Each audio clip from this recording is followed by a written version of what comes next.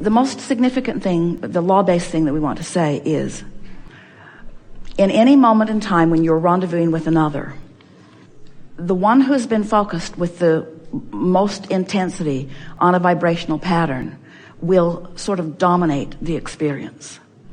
But remember, we said one who's connected to the stream, one who's in alignment with who you really are, is really influential, millions of times more powerful than one who is not. So someone out of the vortex does not even compare in terms of vibration acuity to someone who is. But the question is your focus. In other words, it's easy for someone who is often focused in alignment with source to focus out of alignment. So we're really not even talking about the competition of I'm out of the vortex and I'm winning the energy struggle, and I'm in the vortex and I'm winning the energy struggle. It's not even about that. It's about you and what you are giving your attention to. And you just cannot give your attention to the things that you just verbalized just now without establishing a grid. In fact, this conversation is really helpful to so many, and it is the reason that we were eager to allow you to continue your conversation. But a really good teacher who is really wanting to assist you would stop you in the first words of that and just ask simply, what grid are you establishing? Because as you focus upon someone not having a good time, someone not having good self-esteem, someone not feeling good, or someone really not enjoying you when you are, or someone not enjoying you when you are to the point that you then join them in your out of the vortex. In other words, to be on the same wavelength with someone, you've got to go where they are. And out of your appreciation for your mother, out of your respect for her, out of your wanting to be there for her, sometimes you'll sacrifice your alignment with source in order to be there. So many people sacrifice their alignment with the energy that creates worlds, with the source within them, with that which man calls God. They sacrifice their alignment with that in order to be there for someone, or in order to not be criticized by someone. So once you've got everything in place, in other words, we're not saying to you that you can't be there for your mother and be in alignment just because she's out of alignment. You can. She may not be enjoying the conversation so much. No one likes to hear, you create your own reality when things are not going well. But here is something that will really, really work for you. Let's back up just a little bit. Very often someone will say, I want to feel good, and I often do, until I look at you doing that thing that you're doing, which is keeping me from being in alignment. So you need to stop doing that thing you're doing so that I can be in alignment, which is totally giving over your power to them because you can't control them. And they want to feel better. Don't you think they would feel better if they could? They're not doing it on purpose, you see. And so then as you begin to understand that you have the ability to stay in alignment no matter what they are doing, that you have the ability, but you got to practice it when they're not there. You got to practice it when it's easy. If you will establish your grid before you walk into that situation, then it's easier for you to maintain it. And here is a specific key that will work nearly every time. Go general. In other words, if you're thinking general thoughts about this wonderful woman who gave birth to you, this woman who cares more about you than life itself. This woman who is at the core so soft and wonderful. This woman who has had a wonderful life and many things that she has felt very good about. In other words, you can be as specific as you are able to be and still feel good. But these are the thoughts that you want to practice. So now what happens is you walk in, and no matter where she is, you are in complete alignment with your grid, your core, and with hers. And the probability of her joining you there is now much greater than ever before. But you can't engage on that other level. That's where people make their first mistake. You go out of the vortex and engage, recognize that you don't feel good, and then try to do something about it. So what are we saying? This is really an important conversation. This is our favorite thing that we've ever said to anyone ever. Ever, ever, ever, ever, ever. Don't try to fill your own grid in. That wasn't it. Our favorite thing that we've ever said ever is, when you align with the energy and the inspiration is pouring forth from you, the probability of them coming into alignment with you is much greater because you've practiced the vibration in advance. Now here's what we're getting at. This is the statement that we so want you to take away from this gathering. If you will decide that you are going to create your own reality in advance, not in the middle of an out of the vortex moment. And you know, almost all of you are attempting to do the most of your creating in an out of the vortex moment. You wait till something goes wrong and then you say, give me a process. I got to do something. I got to get back into alignment. I got to do something. But it's too late. It's like you've jumped out of an airplane. It's at 50,000 feet. You have no parachute. What do I do? What do I do? Just give it a minute. It'll be over soon. That's what happens. And we really mean that. In other words, just write it out. Don't try to fix it, because you'll do more damage. And by more damage, that's not the word that we really want Dester to find. You'll do more practicing of a vibration that's going to come back and bite you in the... We don't want her to say that either. If you just chill, just let it play out. Don't fight it. Just let it play out. Don't try to make it a teaching moment.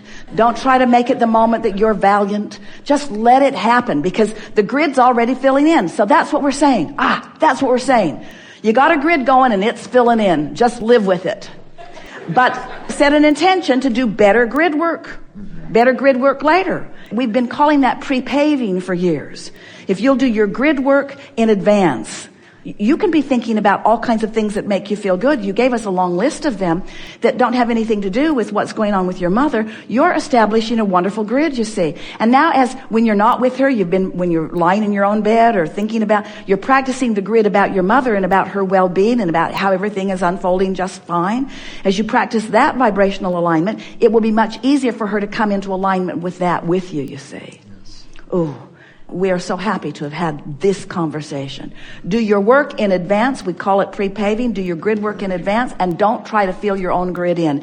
And as the grid is filling in, just accept it. Yes. Just accept it. So what if you've got a habit? So what if that's the way things have been? So what if that's even the way they've usually been? So what? If your desire is different from that, let the way you feel trump it. In other words, mean more than that. So when you say, I care more about how I feel than about a manifestation this red hot minute, now you've got it figured out. If you mean it. If you mean it.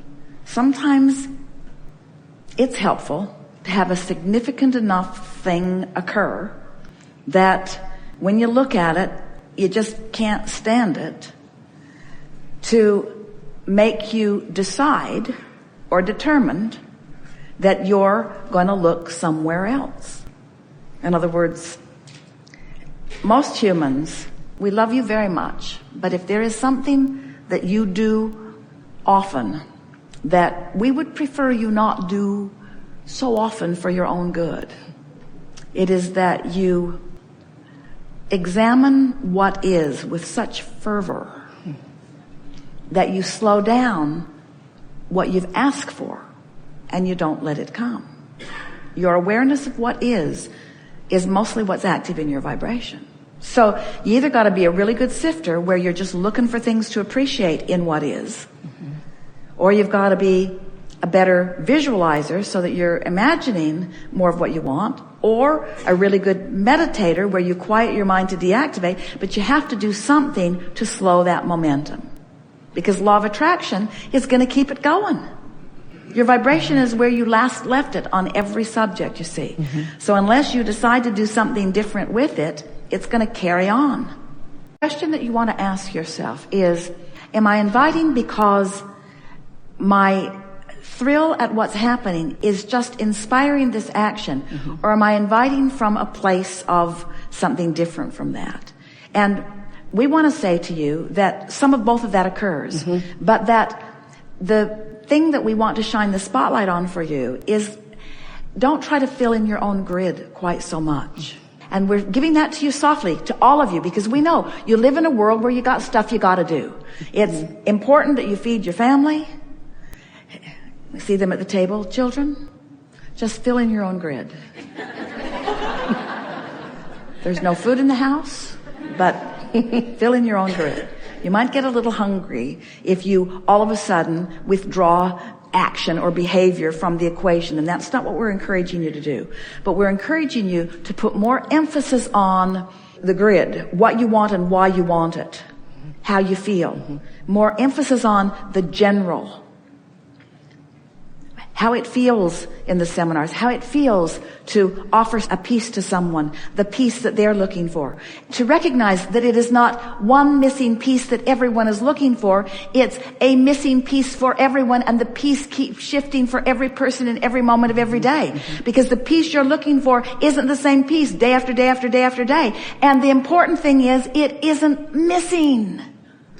It's not missing. There is no missing piece. There's only the perspective of a missing piece. And the perspective of the missing piece will keep you from finding that piece, and then that piece, and then that piece, and then that piece, and that piece. But those pieces are all lined up. Oh, you should see the pieces in the vortex. The cooperative pieces in the vortex. They're there.